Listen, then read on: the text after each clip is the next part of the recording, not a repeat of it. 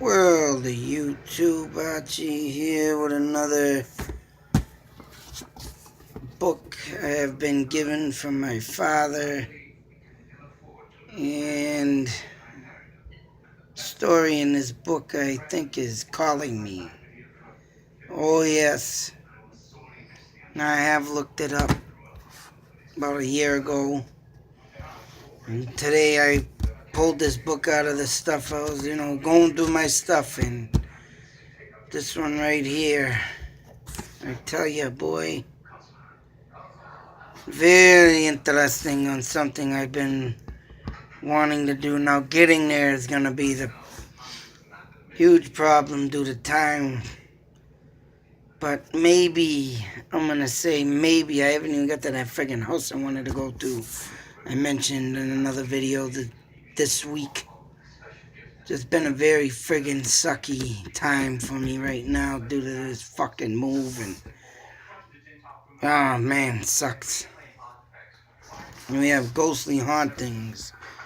And I mean, a lot of these are out in Salem, Maine, Marblehead, New Hampshire.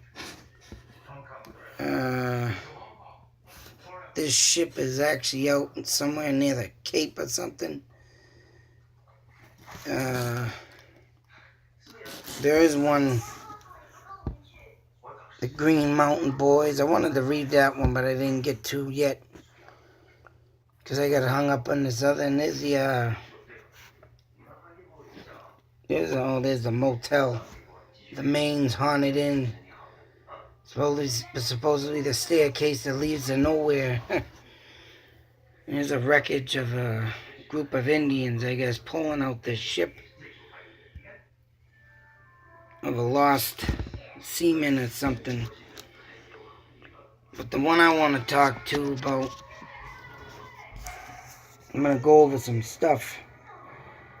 Very interesting, very interesting. As you can see, this book was printed in 1983. I believe the man who printed this book and published it did some ghost hunting in this area I want to go. Of course, it's in Connecticut. It's friggin' 2 hours and 47 minutes away, almost 3 hours away. That's what I'm saying. I'm maybe try this summer and the fall. If I can't, it's gonna suck. But I just want to go over the mapping of this place. Now, it is called, let me get the title, exact title, the Dudleytown of Connecticut. And 3 brothers, I guess, escaped from England from King Henry VII. One brother, I believe, said it. He tried plotting a plan to rob or maybe even murder King Henry VII. Of course, a lot of crazy times. Excuse me, back then. But you know what? They went to the wrong state to flee from King Henry VIII.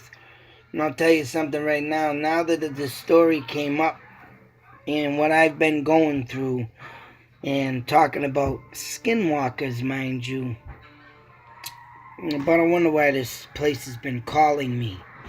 It's about a wonder why I pulled this specific book out.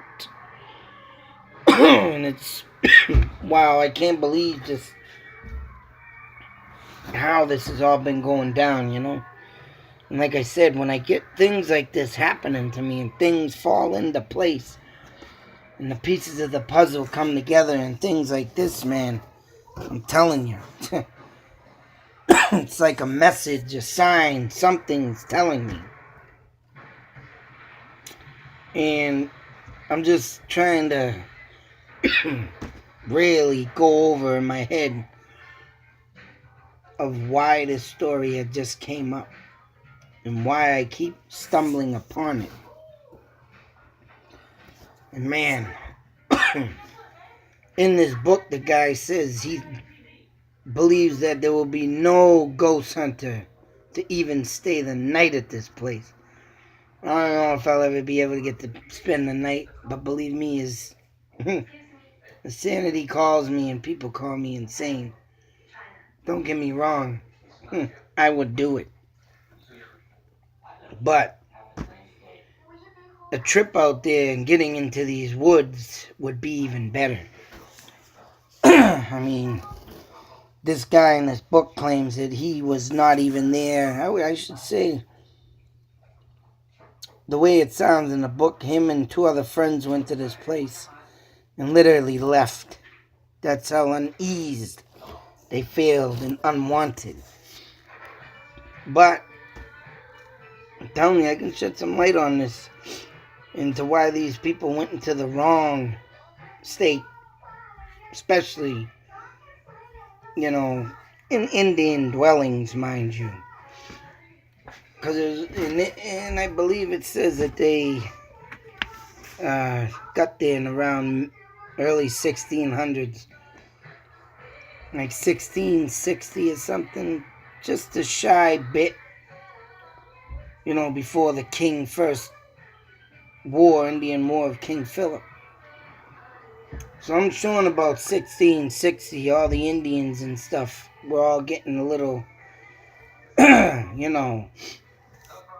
uneased themselves at the white man coming in, stealing their land and ripping them off.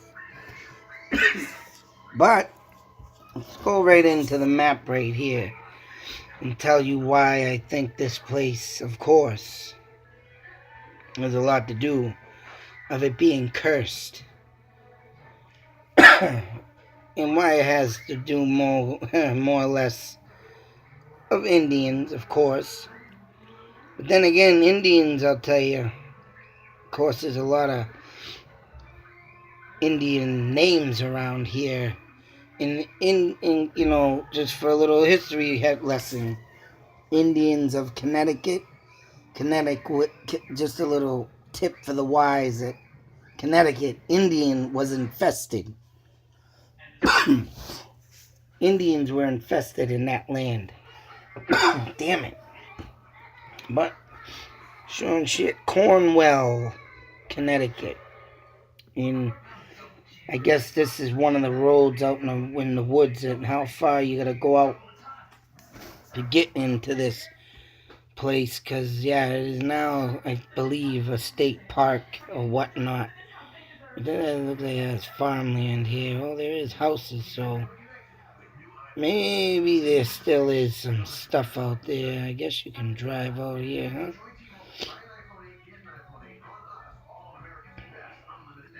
I mean, it says it's not too far out, and this could be it, unless it's just residential.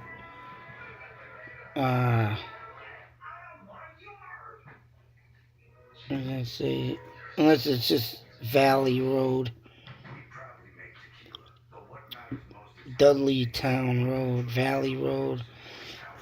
I mean, they say it's all wooded in. I mean, before I go out here, I would definitely have to get insight from the town historic place, because you can go there and get yourself in the woods. They're all hiking trails, and all that's left is cellars and foundations there.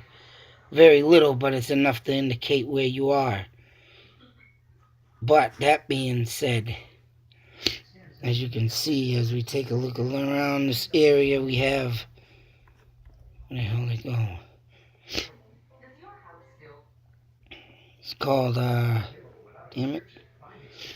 Up here.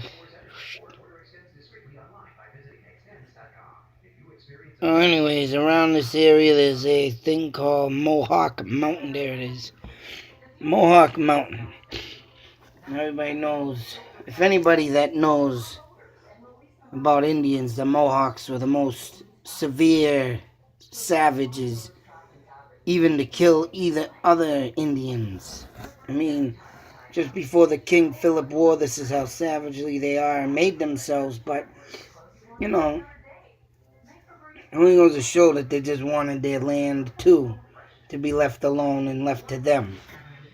But one Indian went to him to start a war before King Philip. He must have not had enough, uh, as you would say, enough inner self. How can I say it? To, didn't have enough, prosperity, or, how can I say this, enough amusement to these other Indians, the Mohawks, to get them to join with them. So what did they do? They took the chief and cut his head off. They didn't want to hear his tales.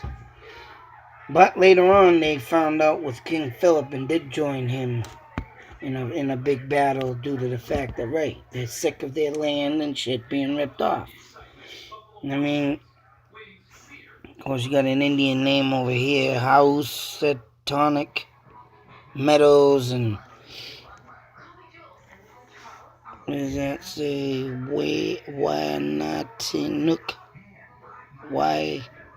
Wyantinuk.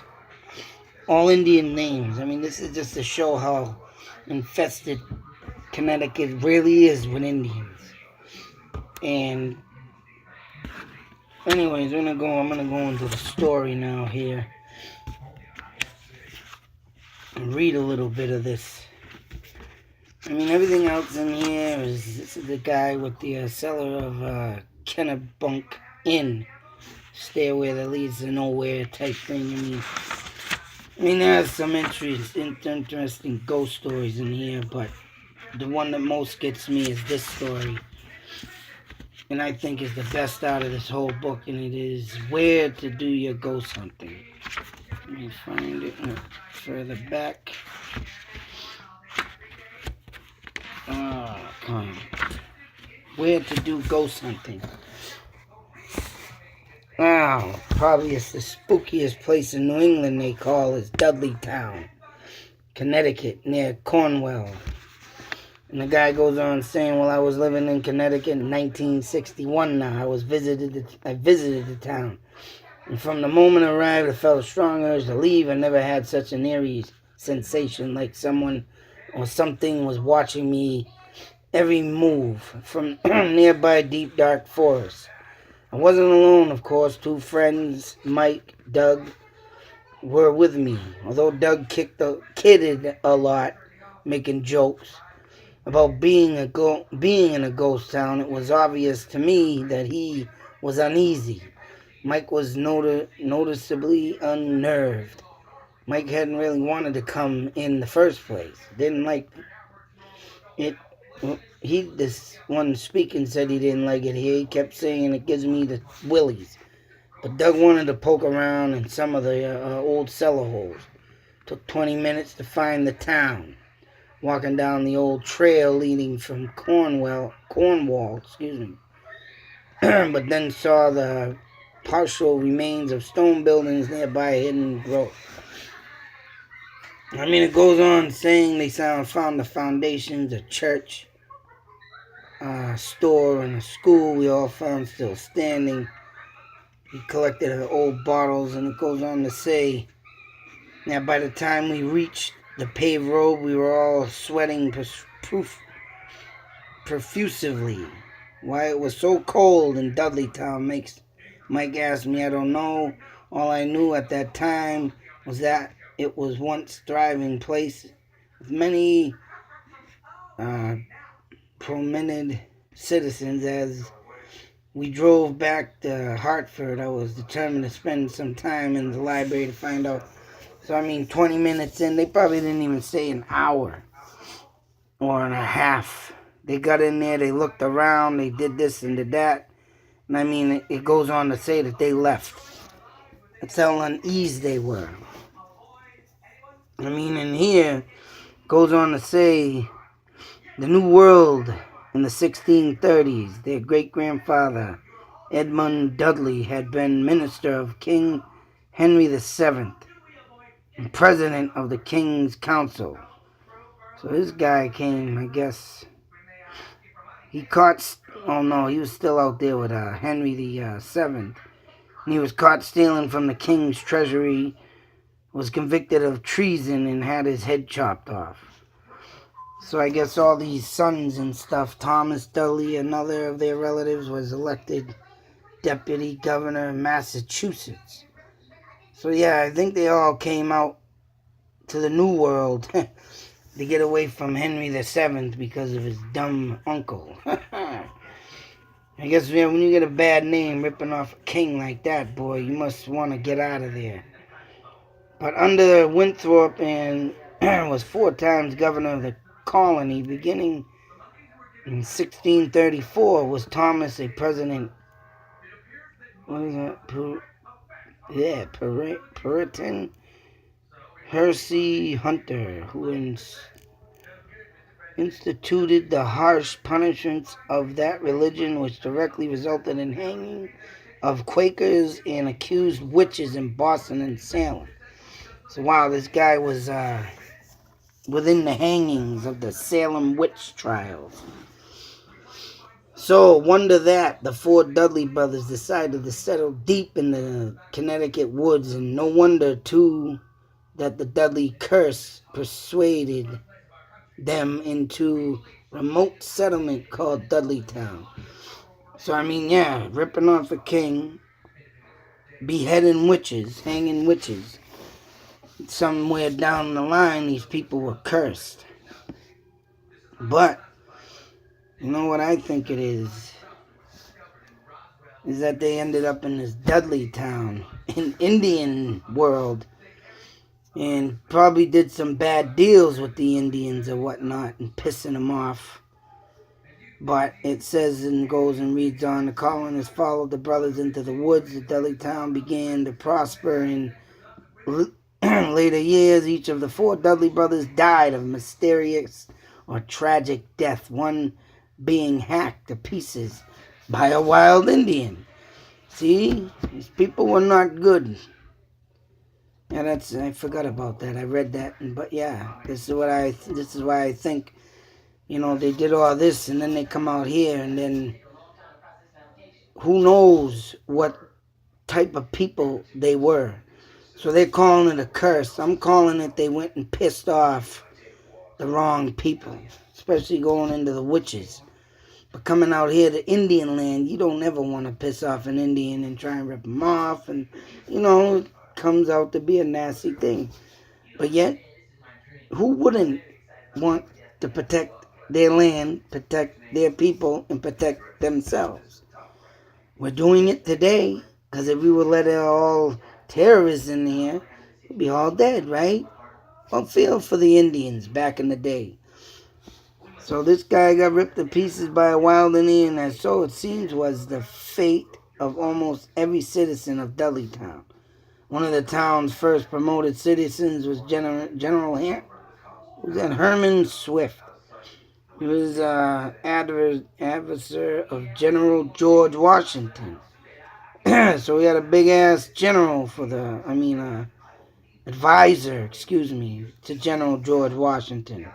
But went insane when news reached him that his wife had been killed by a bolt of lightning in Dudleytown. Now, this is where it goes insane is right. And this is where and why, if you got an insane wild Indian, which they always seem to put the the Indians out there to be more crazier than they are, which they are not. This is just a total bullshit story, because this is still at times of 1983 that people still just considered Indians an insane person that walked the land and just wanted to kill all the white people off because they were just like that. To me, that's sick, demented. But, struck by lightning, Indians can do war dances, rain dances, and sometimes that stuff does work. I can imagine what they did with this, bringing down the bolt of lightning from their gods. Their gods, not the God that everybody believes in, but their warriors and chiefs that had passed on. That's what Indians do. They worship their, ancient warrior and chiefs, not God himself. That's why when the English came here and they converted to the praying Indians, that's what they did. They started to believe in God and was brainwashed, in my opinion. But anyways, let's see how this gets more insane. So the guy goes insane because his wife got struck by lightning. And Dr. William Clark, who built a stately mansion in Dudleytown, was called away to New York one evening. Upon his return home, a few days later, found that his wife had gone mad in his absence. Now this, this is where the skinwalkers come in. This is where the Pukwudgie comes in. And what any other creature that the Indians, so forth, became with the shaman to bring forth. So, if you're getting hacked by a wild Indian because the Indians obviously don't like you and you did something, and the people start coming in there and doing things that they don't like, well, of course, this is what's going to happen. Neighbors said that she had run hysterically from the house screaming that ghost and weird animal-like creatures were after her. When the Dudley Towner Gershom Hollister was found brutally murdered and insane, also mentioned demons and ghosts, saying that Hollister had been killed by some weird form of animal.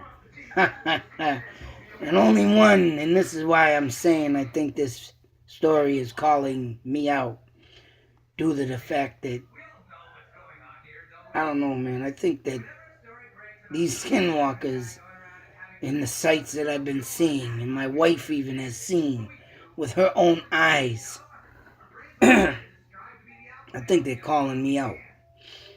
Honestly, this story, and out of all the books I have from my father, and this one I haven't gone over, but I went and something just said, grab this book. So I grabbed it and I looked at it today, and there we have weird form animals. By the mid-1800s, the supposed sightings of ghosts and weird animals in the woods near the town caused many Dudleytowners to pick up their belongings and leave for good. One who left was Mary Cheney, who married a man who ran for president of the United States against Ulysses Grant. What is it? Ulysses. Ulysses, Ulysses Grant, in 1872, but who was better known for making the statement, "Go west, young man, go west." Mary married Horace Greeley and wisely took her husband's advice, moving west of Dudleytown to New York. Only one family, the Brophies, were living in Dudleytown by 1892, and John Brophy publicly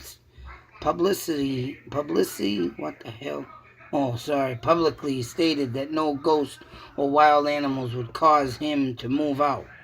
That year, his wife died suddenly of unknown causes, and a few weeks later, his two little children disappeared, never to be seen again. A week later, his house burnt to the ground, which, mind you, Indians used to burn houses to the ground all the time. And John Brophy stumbled into Cornwall. He was raving like a maniac, shouting about weird green spirits and giant animals with cloven hooves and that had tried to capture him. Now, green spirits, I have read that them are actually good. But I got some pictures I can tell you right now that I have green mist floating in my goddamn pictures. And I got them too from my area of New Hampshire. I got actually, and I have a green mist, no mind you, at a picture I took at the old, not Tingsboro, but but the asylum out by Tingsboro. Oh, what the hell is that goddamn friggin' name? the asylum I went to. I have it up on there. And I have pictures of green mist. So, weird green spirits and giant animals. Today now that's got my mind boggled right here. This whole story's got my mind boggled. Because like I said, I have green mist and pictures. And, oh damn it, what the frig is that town? Not Tingsboro. The old asylum I went to. I have a picture from there. On the side of the left side, I remember it. And I have an orb literally flashing through, so whatever these green spirits are, I've captured some. I've read about skinwalkers being giant white round orbs. But if they are so happen to be also green spirits, and I seen a green light out there by the Russell farm one night, and I also saw a white orb when I went back another night, and I'm supposed to go back with my night vision for that one, but that's just before I started seeing the goddamn skinwalkers, and my wife saw one. So I'm about to wonder if these green spirits and giant animals with cloven hooves, them, no, I'm telling you, the story's calling me out. And I did look this up a year and a half ago, but it did not have none of this. There's some article I read in just being Dudleytown, an abandoned town, and all it says is haunted, and it don't have none of this stuff though. None of this stuff. I mean, I'm glad my father gave me this book, and this is the thing, man. When you get these stories and articles on the web, they're not always accurate. And that's why I say, some people write to me and say, where did you get this story? What are you, stupid? They call me dumb, they call me stupid, they tell me I don't know what I'm talking about. But when there's stuff out there that I read from that is, updated, or like I say, articles that have friggin' disappeared, it's good to know that I gotta keep getting stuff like this. My father got a lot of stuff out there, and I got a lot of books. There's a thing I gotta read about also on the, it's called got a lot of details of just before the King Philip War, I guess, or it is, but it's called the White Maple Neighbors Indian Tribe book, all about that. But this story in this town has really got me. Oh man, when I read this about the damn scary creatures and the green mist spirits,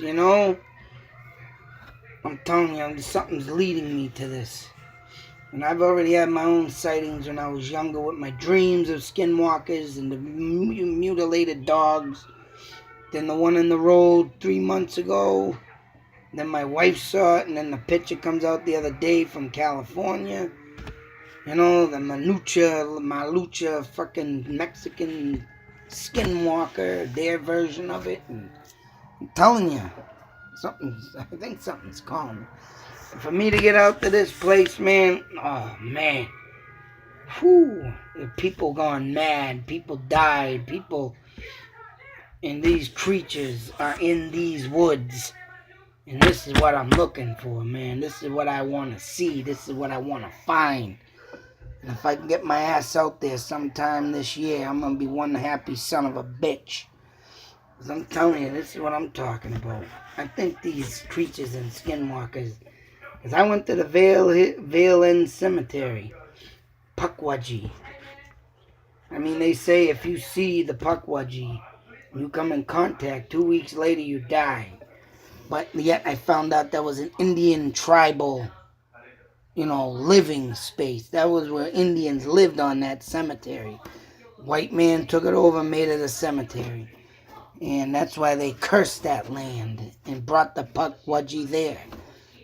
And I never knew about that until I watched someone else's freaking video that they had the information on. But I'll tell you something, when I went to that cemetery, I didn't feel uneased. I did hear and I did catch orbs. And I caught a lot of stuff out there, but I never frickin' once felt uneased.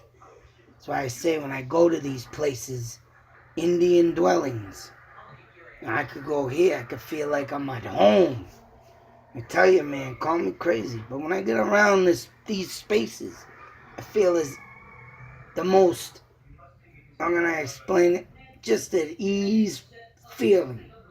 I feel like home. I feel like I make myself in presence there known.